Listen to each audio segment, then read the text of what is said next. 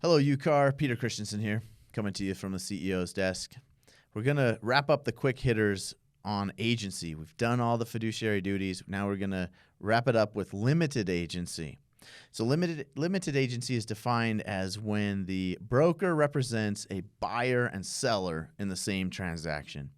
Now notice it is the broker that is key. All the clients are technically clients of the broker. And so but then it does trickle down to agents as well. It doesn't matter if it's an agent representing the seller and then a different agent within the same brokerage representing the buyer. Still, they're all tied to that broker, and so it's still limited agency. Okay, so what do you need? You need informed consent from both the buyer and the seller. And informed consent is different than just a checkbox saying yes. It's explaining to the clients why it's limited agency, what's different about it. So what is different about it? Well, your fiduciary duties change a little bit. You have to become neutral. You cannot keep your fiduciary duties of confidentiality and full disclosure at the same time if you're representing both parties to the transaction. So explain all this.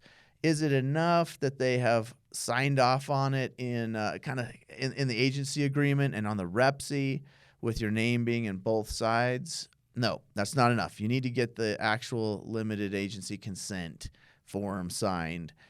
So you're notifying them in the agency documents usually that, hey, this could be a possibility. Are you okay with it? And you get their sense, okay, maybe they're okay with it. But now you're addressing it as you're entering into it and explaining and getting their informed consent. Okay. So there is a time when you cannot do it, and that is when you or your broker are a principal in the transaction. So part of the buyer or selling side, right? Buyer or seller side. So you are, if you're the buyer, you're a principal. If you're a seller, you're a principal, or if you're any part of either of those two, part of a partnership or company or whatever. And this trickles down to the agents. So if an agent wanted to buy the listing of another agent within the same brokerage, even though the broker's not a principal, still it trickles down and one of the agents is, so you can't do it. And then last thing I'd add is use common sense. So I get asked this, hey, what if my brother or my ex-wife or whatever, someone closely tied to you wants to sell their home, can I represent the buyer? Well, per the letter of the law, yes, but is it a wise thing to do?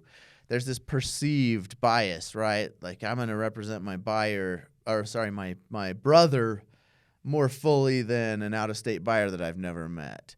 Well, it may not be true, but look at how it will be perceived, and if one side will think they're being represented less well than you're representing the other side.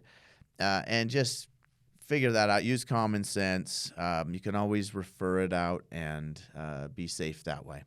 So remember, this is not legal advice. This is legal information only. If you need specific legal advice, please contact your attorney. Thanks for tuning in.